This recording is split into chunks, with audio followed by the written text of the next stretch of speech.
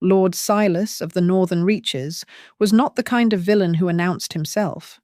That was the thing people said afterward, the people who had survived him, when they tried to explain to outsiders what it had been like to live under his administration. They said he was not theatrical about it. He did not arrive on a black horse with a declaration of menace. He arrived on paper, in ordinances and administrative notices, in the careful language of governance applied to ends that governance was not designed for. The taxes began reasonably. Every administration taxed. The town of Oakhaven had been taxed before Silas and expected to be taxed after him, and the early levies were within the range of historical experience, unpleasant but survivable. The craftsmen and the farmers and the tradespeople made their calculations and adjusted. Then the adjustments stopped working. The taxes increased with the regularity of a man who had identified the exact point at which a population would resist, and who was calibrating his approach to remain just below that point while extracting the maximum possible above it. He had a talent for the mathematics of oppression, understanding that people would tolerate a great deal if the increases were gradual and the alternatives were unclear. And then came the tributes. The word was his, chosen with the care of a man who understood that naming was a form of power. Not taxes, not seizures, not the cruder vocabulary of what was actually happening. Tributes. As if the town was a conquered territory offering gifts to its sovereign.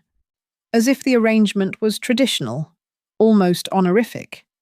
What Silas called tributes were the daughters of the poor. He was specific about poor.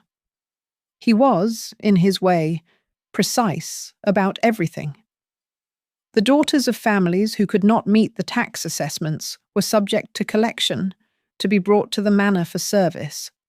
By which word he meant something that everyone in Oakhaven understood, and no one could say aloud in any official context, because the official context was his.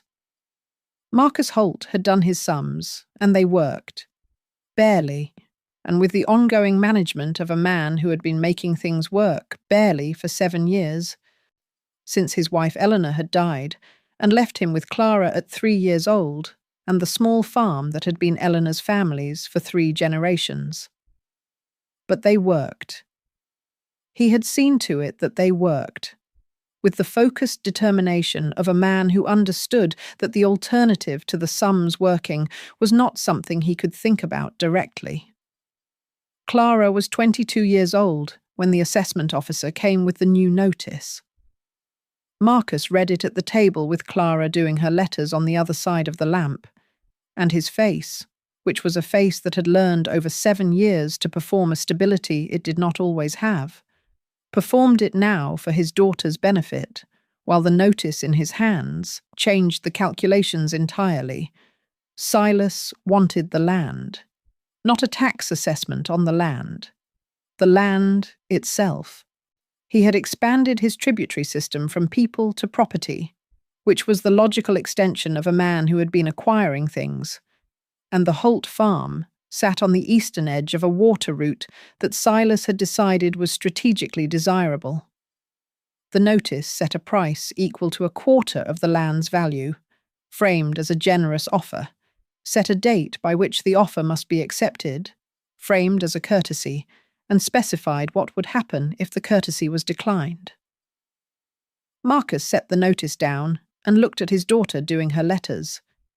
He had made Eleanor a promise when she was dying. He had held her hand in the room above the farm. She had asked him to keep the land for Clara, not because the land was significant in the financial sense, because it was not, but because it was where Eleanor's family had lived and died, and where she had spent her childhood, and where she had wanted her daughter to have roots. Marcus had promised her, and Marcus was a man who kept his promises because the alternative was being a man who didn't, and he had no interest in being that man. He said nothing to Clara about the notice. He went to the assessment officer the following morning and declined. He was polite. He said no in the specific language of a man who understood what no meant and intended it to mean exactly that. The assessment officer looked at him the way people who deliver messages look at people who receive them badly, with the detached pity of someone who is not the author of the situation. He said he would convey the response to Lord Silas. He conveyed the response to Lord Silas. Lord Silas sent a man to the farm 2 days later, not an officer, a different kind of man, the kind whose function was not administrative. This man arrived at the farm in the evening when Clara was doing her reading and Marcus was seeing to the animals, and he delivered Silas's counteroffer in the direct way that men who are not officers deliver messages. The land by dawn, or the girl would be collected in the morning under the tribute provision. He named the provision number. He was thorough. Marcus finished seeing to the animals. He thanked the man for the delivery. He waited until the man had gone down the road before he went inside. He had until dawn. He sat at the table for an hour after Clara was asleep, and he thought about the things that were available to him. The legal options were not options. Silas's operation used the legal machinery so thoroughly that appealing to it was the equivalent of asking the same instrument to play a different note. He had neighbours he trusted, but trust was not protection, and drawing neighbours into a conflict with Silas was a cost he would not make others pay. He had Eleanor's ring on his hand, and Eleanor's land under the house, and Eleanor's child asleep in the back room. He went and woke Clara. He told her they were going to visit his cousin in the western town, which was plausible because there was such a cousin, though he had not visited him in 6 years. He said they needed to leave tonight, because the roads were better at night in this season, which was not true. But Clara trusted her father, and began putting on her boots with the cooperative practicality of a child who has been raised in circumstances that require cooperation. He took Eleanor's deed from the box under the floorboard, where he kept the things that mattered. He put it inside his coat, against his chest. He looked around the farm once, at the objects that had accumulated meaning over a decade and a half of living in them, and he made the decision that people make in those moments, which is that meaning is portable if the people are. And he took his daughter's hand and walked out. The Black Woods were not as named because of any poetic darkness. They were named for the black oak that dominated the canopy, the particular variety that blocked light more efficiently than other species, which produced, at night, a darkness that was not the gradual darkness of open country, but an immediate and specific dark, as if the trees were managing it as a resource. Marcus knew the woods. He had hunted them as a boy, which was a long time ago, and a different use of them than fleeing with a 10-year-old in the dark. But the basic geography was intact in his memory, and he moved through it with the confidence of someone following memory rather than sight. Clara held his hand and did not ask questions, which was its own form of knowing. They heard the horses before the torches became visible. Silas had not waited for dawn. Or Silas had anticipated the refusal and prepared for it with the thoroughness of a man who managed contingencies, which was consistent with what Marcus knew of him. The horses were on the road to the north of them, which meant they were between Marcus and the western approach, which meant the road to the Duke's territory was the remaining direction. Marcus changed course. The bolt caught him in the back of the shoulder on the edge of the tree line, where the torchlight from the road found him for a moment as he crossed a gap in the canopy. He knew what it was immediately, the specific impact that was not like anything else, and he understood the damage from the placement without stopping to assess it. Because stopping was not an option his body was going to be given right now. He did not tell Clara. He adjusted his grip on her hand and kept moving, through the tree line and across the open ground on the other side, toward the road that led south toward the Duke's territory, which was where he was going now because it was what remained. Clara looked at him once, in the way she had looked at him sometimes since Eleanor died, with the two old eyes of a child who has learned to watch her parent's face for information the parent is choosing not to give. He looked back at her and kept moving. The pain was the kind of pain that operates on a delay, allowing the body to function past its normal limits, because the situation has declared that normal limits are not currently applicable. He was aware of the bolt. He was aware of the warmth that was moving down his back under his coat in a way that warmth did not usually move. He kept his grip on Clara's hand, and he moved, and the pain waited at a distance, patient, knowing it would be received when there was a moment for receiving. The Duke's carriage was on the road, because Duke Frederick was returning from the Eastern Estates, which he did every quarter, alone except for the coachman and the two mounted guards who rode at a distance that reflected his preference for privacy more than any genuine security assessment. He was 31 years old and had been the Duke of the Northern Reaches Southern Territory since he was 24, when his father had died unexpectedly, and the title had arrived in his life with the same lack of ceremony as most significant things. He was reading in the carriage by lamp, which he could do despite the movement, because he had learned to do it young, and the body had accommodated the habit, when the coachman pulled up with the urgency that had a different quality from an obstacle stop. Frederick was at the door, before the carriage was fully still. The man in the road was upright, but barely. The child beside him had both hands around his arm and was looking at the carriage with an expression that Frederick would not find adequate words for later, but that recorded itself in him immediately.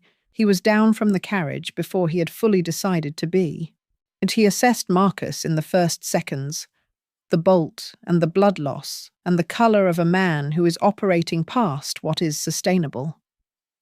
He looked at Clara. He looked at Marcus. Marcus was looking at the Duke's coat of arms on the carriage door with the focused expression of a man directing the last of his resources toward a specific purpose. He said his daughter's name. He said it was Clara Holt, 22 years, daughter of Eleanor Holt, born Eleanor Ashworth of Oakhaven. He said Lord Silas was behind them and that she could not go back. He said these things with the clarity of someone who has a limited number of sentences remaining and has chosen each word in them carefully. Frederick said he understood. Marcus looked at him. Not the look of a desperate man accepting any available help. The look of a father making a final assessment of the person he was placing his child's life with, doing it in the time available, which was seconds, with the resources available, which were whatever a dying man's judgment could produce. He reached inside his coat. He pulled out the deed, Eleanor's deed, and held it toward Frederick. He said this was Clara's. He said he needed Frederick to keep her safe, and that he was asking for a blood promise on the road, which was the old formal binding, the kind that the law did not recognize, but that men of a certain kind recognized in each other. Frederick took the deed. He looked at Marcus, and he said the words of the blood promise, the old form, not performed, said with the directness of a man doing a real thing. He said he would keep her safe, but he said she would come to no harm while he drew breath.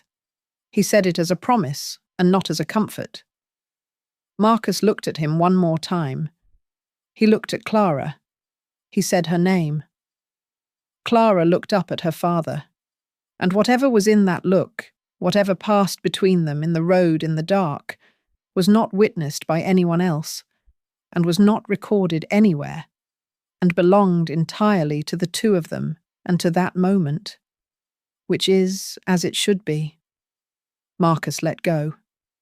He was gone by the time Frederick's guard reached him. Not slowly. He had been held together by the decision to get here, and the decision was made, and he let go. Clara did not make a sound. She stood in the road and looked at her father, and the silence around her was the specific silence of a child who has not yet found the shape of what has happened, who is standing at the edge of a thing too large to enter all at once. Frederick crouched beside her. He did not say it was going to be all right, which she would not have believed, and which he was not in a position to promise. He said her name. He said she was coming with him now and that she was safe. He stood and offered her his hand. She looked at it for a moment. She looked at her father. She looked at the carriage. She took his hand. He helped her into the carriage.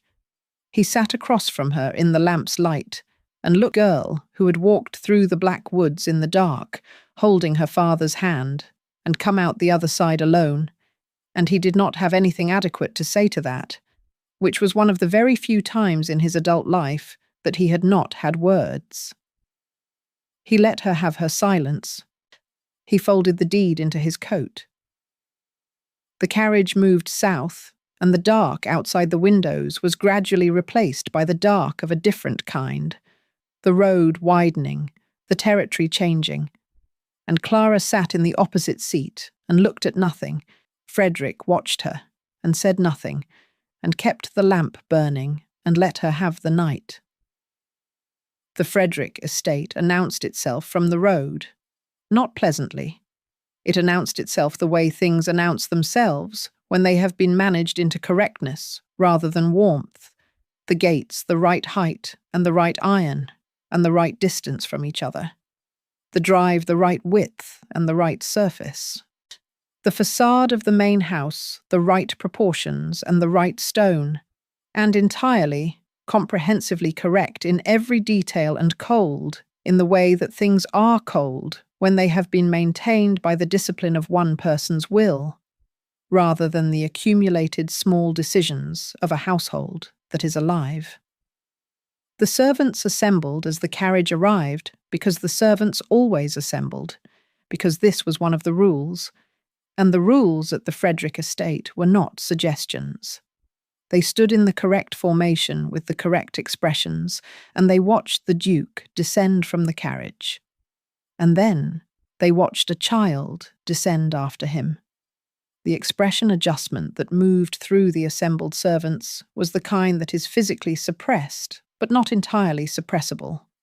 The slight widening and then narrowing of eyes, see the fractional change in posture, the barely perceptible turn of heads toward each other that people make when something is happening that was not in the morning's briefing. Frederick did not explain.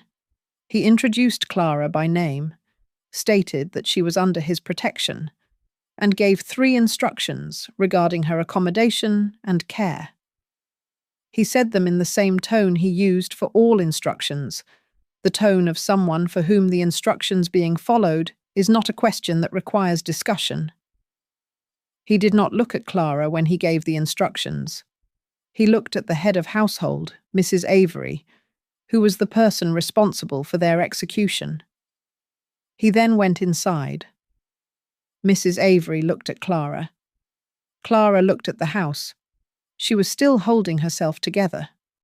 She had been holding herself together since the road, and she was going to continue holding herself together because the alternative was unknown territory, and unknown territory was not where she was going to go without scouting it first.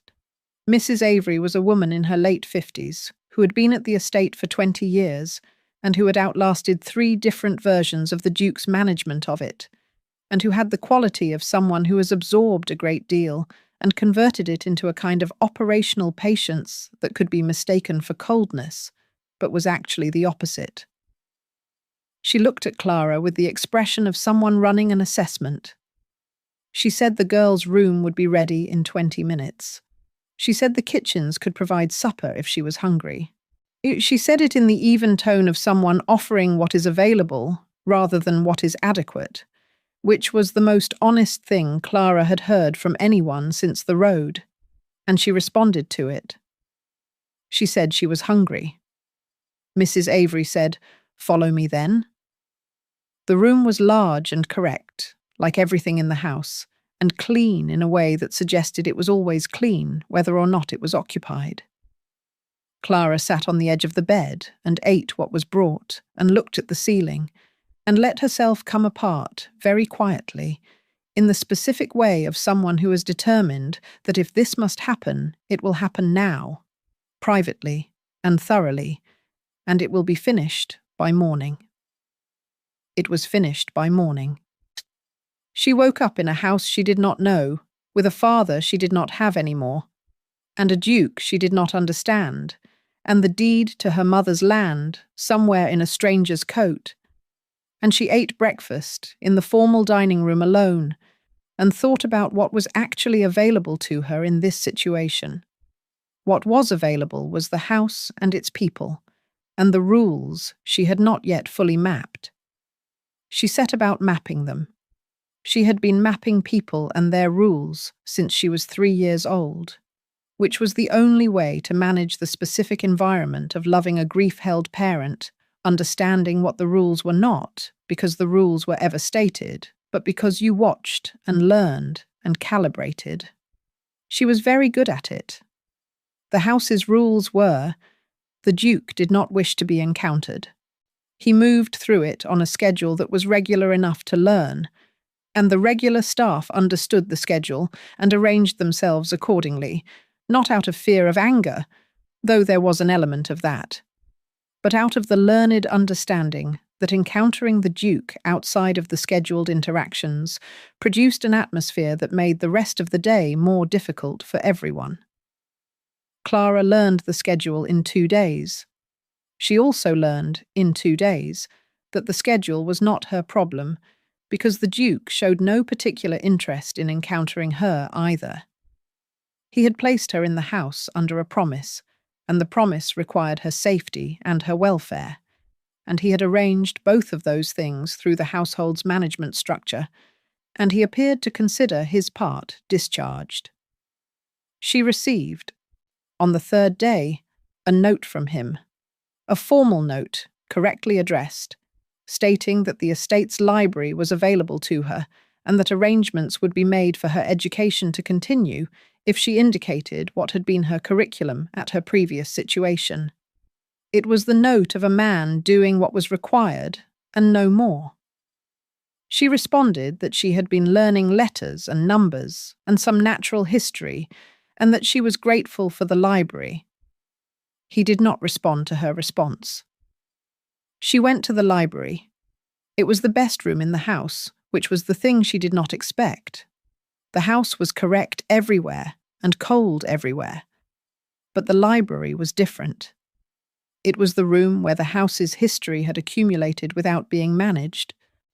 Books not in perfect order, but in the order of being read and replaced imperfectly and read again, a chair by the window with the particular wear of a specific person sitting in it for years. It smelled like old paper and something she couldn't identify, not quite a scent, more like a feeling. She sat in the worn chair and looked at the books and felt, for the first time since the road, something that was not just the project of surviving. She started helping the servants on the 4th day. Not because she had been asked. She had not been asked. She started because the kitchen in the morning was where people were gathered and moving with purpose and the specific warmth of a shared task. And she was someone who understood that warmth as a resource, and she needed it. She did not ask permission. She simply appeared in the kitchen before breakfast and asked the cook what needed doing. The cook, a wide woman named Bess, who had been at the estate longer than Mrs. Avery and who had a relationship with the house's management that was more parallel than subordinate, looked at her for a moment and then put a bowl in her hands. That was the beginning. Within a week, she was in the kitchens every morning. Within 2 weeks, she had learned where everything was and what the morning's priorities were, and had begun to anticipate rather than follow, which Bess had initially found presumptuous, and then had decided was efficient, and then had found she was glad of in the uncomplicated way you are glad of a capable presence in a kitchen. She cleaned. Not because cleaning was required of her. It was specifically not required of her. Her status in the house was not that of a servant, and the Duke had given instructions to that effect. But she had grown up on a farm where the work was shared, and the sharing was part of the texture of the day. And sitting in correct rooms while the work of the house happened around her without her was not a texture she could tolerate. The servants divided on her. Bess was firmly in favour, with the conviction of a practical person who valued demonstrated usefulness above social category. Mrs. Avery watched with the carefully neutral expression of someone withholding judgment pending more evidence. Tom, the Duke's senior footman, thought the arrangement was going to produce a problem and was waiting for the problem to arrive. Several of the younger maids were simply delighted, because Clara was their age in spirit, if not quite in years, and delightful to have in the kitchens, and they didn't care about the complications. The complications were primarily about the Duke's awareness of the arrangement and what would happen when it arrived. The complications arrived later than expected, because the Duke's schedule kept him largely in the East Wing and the study, and the kitchen activity was not East Wing adjacent. And 3 weeks passed before the particular incident that made the complications concrete. Clara found the greenhouse by accident. She had been exploring the estate's outer buildings, which she did systematically in the way she did most things, and the greenhouse was at the far end of the east garden, behind a wall of box hedge that had grown tall enough to obscure it from the main paths. It was in a state of significant neglect, the glass panels intact, but clouded, the interior visible through the dirt as a tangle of overgrown shapes that had once been tended and had been left to their own decisions for what looked like several years. She pushed the door open. It required pushing, the bottom edge dragging on the stone as if it had not been opened in a long time. The smell of the greenhouse was the first thing, old earth and plants that had survived without management, green and a little wild. The light inside was the diffused light of the clouded glass, soft and even in a way that was different from the light in the rest of the estate. She stood in it for a moment and felt the same thing she had felt in the library, the sense of a room that had been loved before it was abandoned. She began to clear. Not a plan, not a project, just the instinct of someone who knows how to work a garden and cannot stand next to a neglected one without beginning. She was there every afternoon after the kitchen work, pulling and cutting and uncovering, learning what had survived the neglect and what had not, what needed attention and what had gone past the point of recovery. She found the apron on a hook near the back wall, behind a wooden cabinet. It was old, canvas and leather straps, the kind of apron made for serious garden work. She put it on because the work was messy and she had only the clothes she had arrived with. She did not know whose it was. She was on her knees in the back section of the greenhouse, working on a root mass that had become comprehensively tangled with the base of the bench beside it when the greenhouse door opened. She looked up. Frederick stood in the doorway. He had come to the east garden for a reason that had nothing to do with the greenhouse, some inspection of the boundary wall, and had seen the greenhouse door open, which it had not been for 4 years, and had come to understand why. He stood in the doorway and looked at the state of the greenhouse, which was dramatically more cleared and ordered than it had been, and then he looked at the girl on her knees in the dirt, and then he saw the apron. The change in his expression was not dramatic. He was a man who had trained his expressions into precision, not suppression, but containment, and the containment held. But Clara, who had been reading faces since she was 3 years old, read it. He said her name in the tone of a man trying to maintain a particular pitch. She stood. She said good afternoon. He looked at the apron. He said she would take that off. She looked down at herself. She said she had found it on the hook, and she was sorry if she'd taken something she ought not have. He said she would take it off now. The tone had moved, still contained, but there was something under the containment that was not the cold evenness of his usual instructions. There was something older in it. She took the apron off. She held it, because there was nowhere to put it immediately, and stood with it in her hands looking at him. He said this greenhouse was not a public area of the estate. He said she had not been given access to this part of the grounds. He said she was in the house under his protection, not under license to move through his family's private spaces uninvited, wearing his family's things, using his family's grief as a stage for whatever she was performing. The word performing landed differently than the rest of it. Clara held the apron and said nothing for a moment. She said she had not known it was a private area. She said she had found the greenhouse overgrown and had been clearing it because she liked gardens and did not know it belonged to someone particularly. He said everything in this house belonged to someone particularly. She said she understood. She said she was sorry for intruding. She was not crying. She was aware that she was not crying, and that the not crying was effort, not composure, and had buried her father 10 days ago, and had been trying very hard to occupy her situation with some grace. And she had apparently made a mistake she did not know how to have avoided making. She said she would not come back to the greenhouse. She set the apron on the cabinet and walked past him to the door. She was at the hedge gate before the pressure behind her eyes won the argument she had been having with it. She kept walking. She made it to the far end of the east garden, behind the tall hedge where no one could see, and she sat on the low wall and she cried. Not loudly. She had learned to cry quietly, as a child who had needed to cry without worrying her father. She was very quiet about it, and the east garden was far enough from anywhere that it was entirely private. And she cried until the crying was done, and then she wiped her face and sat in the afternoon light and breathed. Frederick stood in the greenhouse after she left. He looked at the apron on the cabinet. He looked at what she had done to the greenhouse. The hours of work that were visible in the clearing and the ordering, the care that was legible in the quality of the attention that had been given to the surviving plants.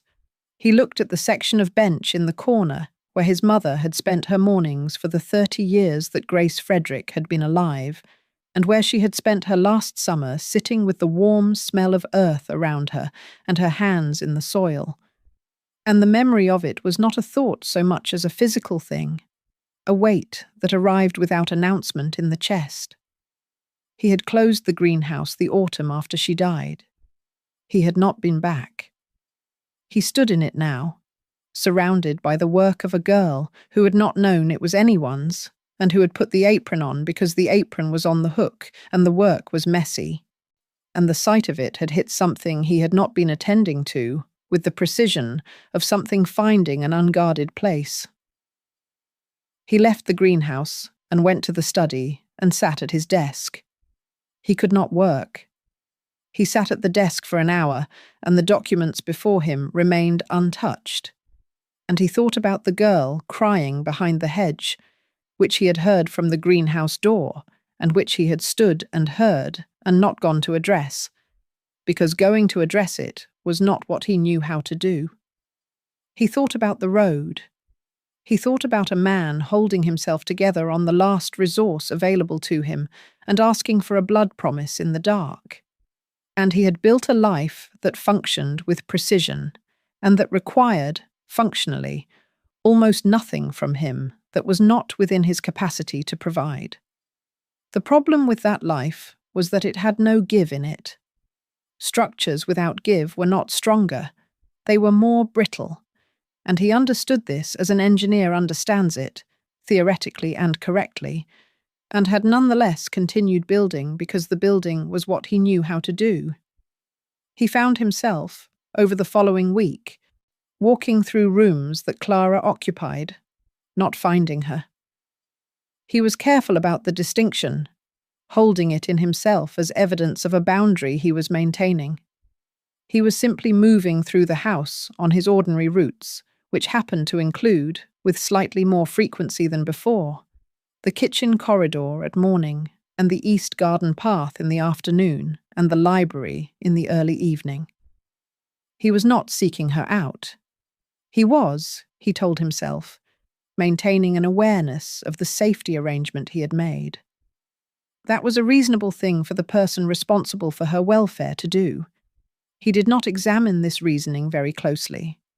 He found himself also unable to return the greenhouse to its closed state. He had gone back the day after the conversation, intending to lock the door and reinstate the arrangement of the previous 4 years. He had stood in the doorway. He had looked at what she had uncovered and cleared. He had looked at the surviving plants, some of which he recognized from his childhood, names arriving from somewhere he had not accessed in years. He had stood in the diffused light of the clouded glass, and he had not locked the door. He had stood there for 20 minutes and then gone back to the study. He sent a note to the head gardener asking about the condition of the greenhouse's surviving plantings and what they would require to continue. He framed it as a property maintenance inquiry, which was a reasonable framing, and he did not examine that framing very closely either. He ordered books. He did it through his usual book agent, adding 3 titles to the standard quarterly order, natural history texts, and 1 novel that he had heard discussed in a context that suggested someone of her age and inclination would find it absorbing. He had them delivered to Mrs. Avery with instructions that she could make them available to Clara without attribution. Mrs. Avery received the books and looked at them and looked at the instruction and looked at the books again with an expression that did not appear on her face in any other context. A very slight, very controlled expression of a woman who has observed something she has been waiting to observe for some time. She gave the books to Clara and said they had come from the Duke's order. Frederick had said without attribution. Mrs. Avery was loyal to the Duke and had been for 20 years and would continue to be. And part of being loyal to someone you respected was occasionally making a decision you believed they would thank you for in retrospect. Clara looked at the books. She looked at Mrs. Avery. She held the books for a moment with the expression of someone recalibrating. She did not say anything about it to Frederick. She did not have the relationship with him that permitted saying things about it. But she sat in the library that evening with the natural history text and the awareness of its origin. And the awareness changed something in the quality of the evening that was hard to describe, but was real. He sent fabrics the following week. A selection of cloth, good quality, in colours that he had apparently considered relative to someone he had never discussed preferences with, which meant he had been observing. Clara looked at the fabrics laid on the bed by the young maid who had brought them and felt the same recalibration happening at a larger scale. She said to the maid that the Duke was very kind. The maid said yes, with the expression of someone who found this characterization so far from her experience of the Duke as to be technically a different person. The days moved through October. Clara continued in the kitchen and the library and the greenhouse, which she had returned to without discussion, understanding from the continued openness of the door that the greenhouse was not the problem she had been told it was. She was careful about the apron. She did not touch the apron. She worked in her oldest dress instead. The threat returned before she had fully adjusted to the safety. Martha, the wife of one of the estate's outer farm workers, had a sick child in the village, a fever that had been running for a week, and that the village healer had done what he could with, and was not, by the reports reaching the estate, doing enough for. Martha had been coming to the estate through the service entrance each morning and returning in the evenings, and her face had been doing what faces do when a child is sick at home, and you are at work, not home. And Clara had been watching it. She told Mrs. Avery she wanted to go to the village to see if there was anything she could do. Mrs. Avery said the Duke's instructions were that she was not to leave the estate grounds without an escort. Clara said she would take Tom. Mrs. Avery said Tom had his duties. Clara said she understood and asked if there was anyone else available. Mrs. Avery said she would look into the arrangements and to give her until tomorrow. Clara did not give her until tomorrow. She was aware that this was a mistake as she was making it, which is the particular condition of a person who makes decisions out of the compass of what they find acceptable, rather than the compass of what is safe. Martha's child had a fever. Tomorrow was not where the child was living. She went early in the morning, with the simple intention of the walk to the village and the help she could provide, and the return, which was not a complex journey, and which she had walked twice before on estate-related errands without incident. Silas's men recognized her from the road. She did not know this until the second one was in front of her, because the first was behind her, which was how she understood that this was not an accidental encounter. She was in the village's outer lane, 2 turns from Martha's door, when the arrangement became clear. She ran. Not efficiently. The lane was narrow, and she did not know it well enough to choose the best route, and the men had both size and familiarity with the territory. She made it 1 turn before the first one caught her by the arm, and she fought in the way of someone for whom losing this particular fight has a known and specific consequence, and she left marks on both of them that she was aware of even in the middle of it, and she screamed because it was a village, and there were people in it who might respond, and one of them did. A smith from the next lane who arrived with the kind of decisive presence that a smith's profession encourages. The men ran. The smith walked her back to the estate in the direct, practical way of someone who understands that the situation requires action and has provided it and does not require credit for it.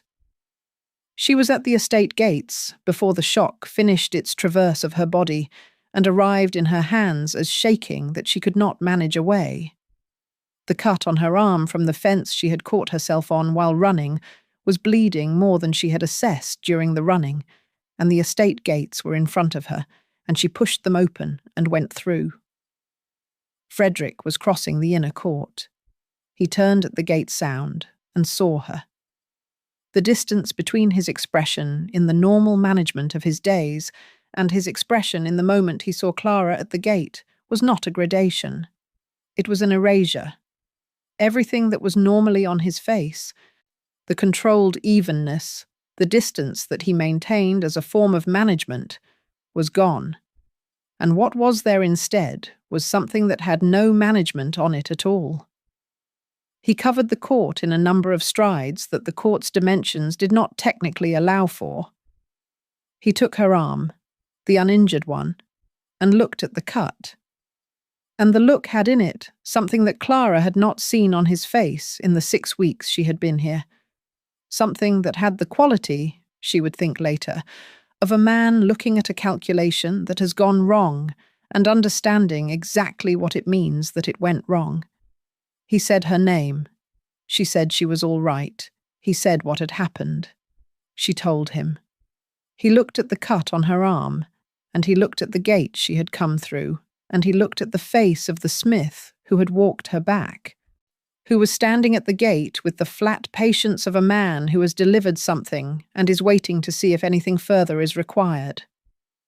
He spoke to the smith, briefly, in the tone of a man getting information and giving thanks in a form that was real rather than social, and the smith nodded and left. He took Clara inside. He sat her in the nearest room, which happened to be the morning room, and he called for water and cloth, and he dressed the cut himself, which was notable because a man of his position dressing a wound personally was not the standard arrangement, and the maid who had brought the water was aware of its notability and was going to have a great deal to report to the kitchen. He was precise and efficient and entirely silent while he did it, which Clara read as the silence of a man with a great deal happening in the part of him that was not visible. When it was done, he looked at the dressing. He said she was not to leave the grounds without an escort. She said she knew. She said she was sorry. He said she had made him aware of something that required his attention. He said it in the specific tone of a person closing a door on a topic in order to open it somewhere else, privately, where decisions could be made. He left. She sat in the morning room and looked at the dressing on her arm and thought about the look on his face at the gate, and the recalibration continued at a larger scale still. Frederick did not wait, but he had been managing the question of Silas since he had returned from the road in October and placed Clara in the house and understood the context of what had put her on that road. He had been managing it within the structures available to him, which were legal and diplomatic and slow, because the legal and diplomatic structures were the appropriate structures when time was available, and the problem was at a managed distance. He did not take the legal guard. He did not send notice. He took his private guard, 12 men who had been with him since the Eastern campaigns, and who understood that his particular combination of cold precision and absolute commitment produced, in the field, an adversary of the worst possible kind for a chaotic opponent, which was an adversary who did not make mistakes. He rode for Silas's town. Silas operated from a position of chaos, which was his tactical preference.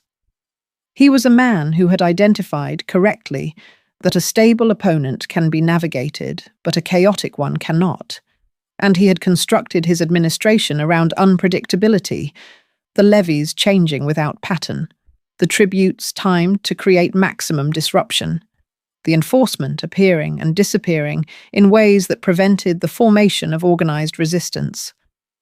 Against a man who operated on fear and unpredictability, Frederick was the worst possible adversary because he felt neither and planned for both.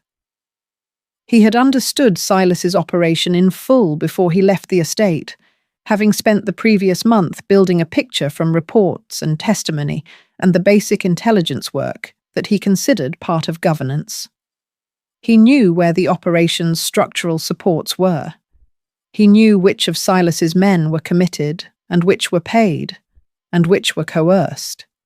He knew where the tribute records were kept, which were evidence, and which were the key to undoing the web of apparent legality that Silas had constructed. Silas came out when the last support was gone. Not bravely.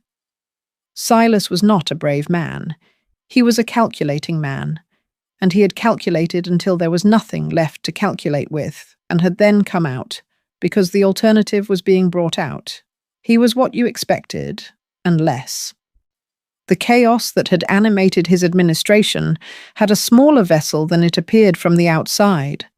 A man of medium height and careful dress, who looked, without the structure of his operation around him, like a clerk who had given himself permissions he was not entitled to. He made several threats. Frederick did not respond to threats, which was not a performance of confidence, but a practical position, which was that threats were information about a person's resource inventory, and Silas's inventory, at this point, was empty. He offered the land deed, the Holt Farm deed.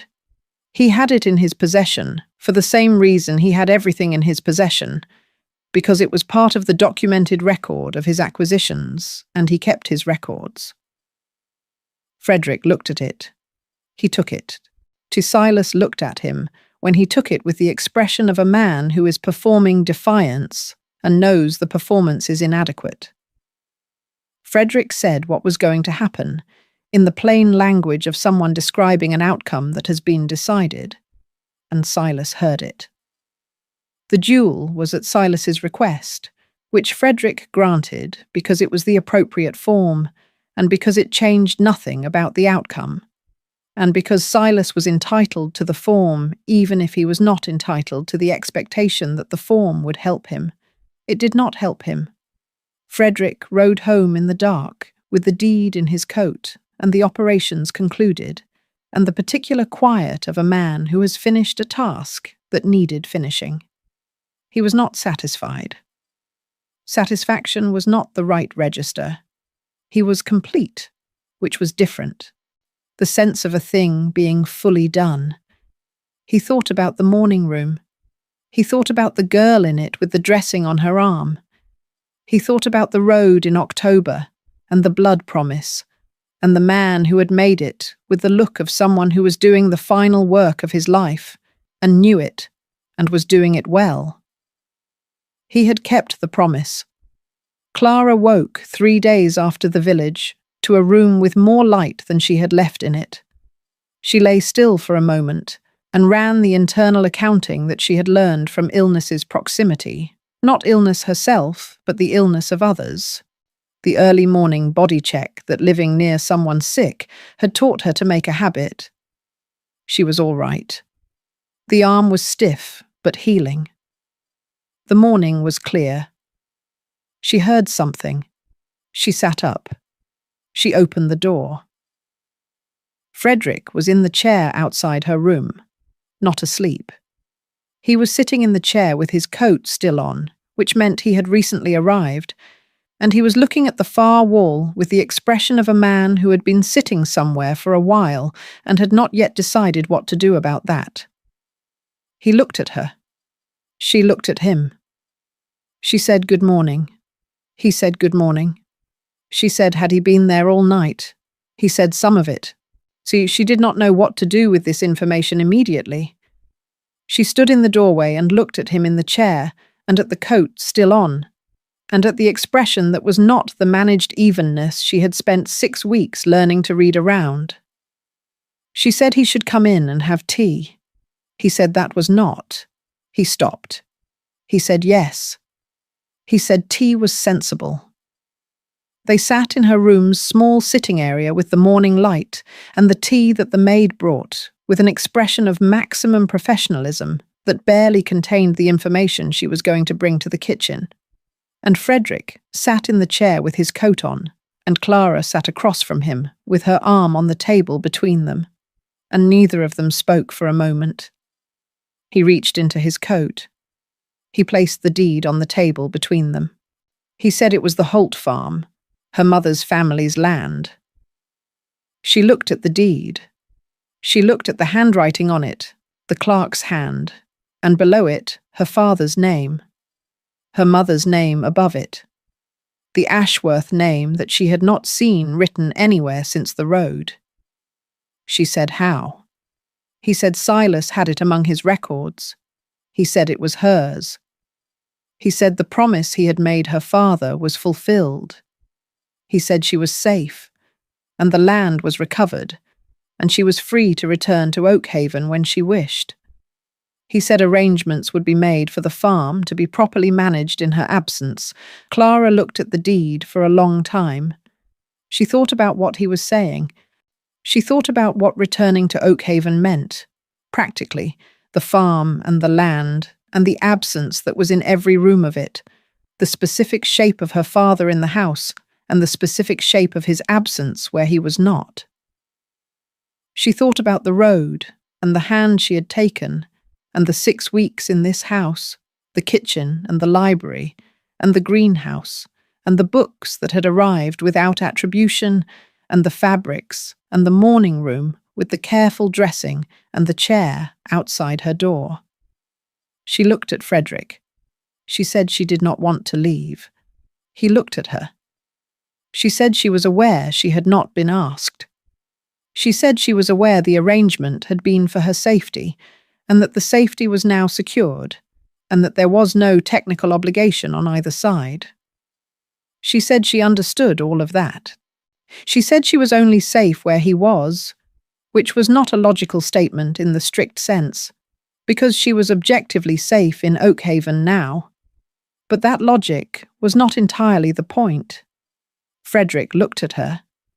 He looked at her with the expression of someone who has been presented with information that does not fit the existing framework and who is running the recalculation. She said she was. She said she was not talking about the present tense. She said she was talking about the arrangement going forward, which was different. He was quiet for a moment. He said the house had been managed in a particular way for a long time. She said she knew. She said she had been working in it for 6 weeks. He said it was not a house suited to. He stopped again. He had a habit of stopping before he said the thing he was actually going to say, which she had noticed from the early weeks. He would stop, and then choose a different phrasing, and the different phrasing was always more controlled than what she suspected he had originally been headed toward. She had started, recently, finding the stopping interesting. She waited. He looked at her. She looked at him. Something moved in his expression that was not the managed evenness. Something that had the quality of a man noticing something he had been carefully not noticing, which is different from not noticing it. He said she would need to continue her education. She said she expected so. He said the library was available. She said she knew. He said arrangements could be made for the greenhouse to be properly. He stopped. She waited. He said the greenhouse could be properly looked after between the two of them if she had an interest. Clara looked at the deed on the table between them. She thought about her father on the road, with his hand in hers in the dark, and the last look he had given her, and what she had understood in it. Not the grief, but the thing beneath the grief. The enormous, practical love of a man who had arranged everything he could arrange, and was letting go of what he could not. She thought about a coat and a blood promise and a chair outside her door. She picked up the deed. She held it the way her father had held it, against her chest, because that was where important things were held. She said the greenhouse needed new glass in the north panel. He said he was aware. She said the lavender in the east bed was salvageable if it was cut back before the winter. He said he would ask the gardener. She said she had already asked the gardener.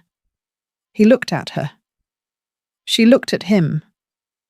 The morning light came through the windows of the room that was no longer just a room for keeping a promise, and the deed was in her hands, and the tea was going cold between them. And Frederick said, with the specific tone of a man making a decision he has been running toward for 6 weeks, and is only now allowing himself to land in, that she could stay as long as she wished. He said it simply, which was the only way he said things that were real. She said thank you. He said there were rules. She said she expected so. He said she was going to tell him every single one of them while she was breaking them, which was worse than just breaking them, and she should be aware of that. She said she would do her best. He stood and took his coat and went to the door. He stopped in the doorway with the coat over his arm, and she thought he was going to say something else about rules or arrangements or the education schedule. He said the north panel of the greenhouse. He said it had been a problem since the winter his mother was alive, and it had never been adequately addressed. She said she had a thought about how to address it. He said he did not doubt it. He left. Clara sat in the morning light, with the deed against her chest, and looked at the room, and felt the house around her, and thought about what her father had done, and why he had done it, and thought that of all the things that love could look like, this was one of the shapes it took, a blood promise in the dark, a hard man in a chair outside a door, a greenhouse with bad glass in the north panel that someone had been meaning to fix for years. She would fix the north panel. She would fix a great many things. The house did not know it yet. The house was still learning. But she could feel it, in the morning light, in the way the room held the warmth of the sun, the house beginning, slowly, and with the slight resistance of something that has been cold for a long time, to lean toward it. There is a land deed that sits in the center of a table in a room full of light. The room is not the morning room of 6 weeks ago. It is a different room. A room that has been furnished over years by two people who have decided, independently and together, what a room should contain and what it should feel like when you are in it. The windows are open. There are flowers, because there are always flowers now, the greenhouse having been restored to a version of itself that its previous owner would have recognized and loved. The sound of the estate in the morning comes through the windows, staff and work, and the particular cheerful disruption of someone young moving through a space too large for only one person's inhabiting. The woman at the table is not 10 years old anymore. She is not the girl from the road, or rather she is that girl in the way that people are all their previous ages at once, available if you know where to look. But she is also everything that came after. She has her mother's name restored, Holt, carried alongside the name she took on the day Frederick asked her in the library, and she said yes, not because of a dying man's wish, but because the library was the room where she had first understood what this house could be, and she had wanted to be the person who made it that. He had said he could not imagine the mansion returning to being a tomb. She had said she had no intention of letting it. He had said there were rules. She had said she expected so. He had said she had been breaking them for 8 years. She had said she was going to continue. He had said yes then. Frederick comes through the door of the room full of light, and he looks at her, and he looks at the deed on the table, and he looks at the open windows and the flowers and the morning that is coming in through all of it. And his expression is the expression of a man who has been surprised, continuously, by the accuracy of what he hoped for, which is the best kind of surprised. He says the north panel of the greenhouse is leaking again. She says she knows. He says he has a thought about how to address it. She says she does not doubt it.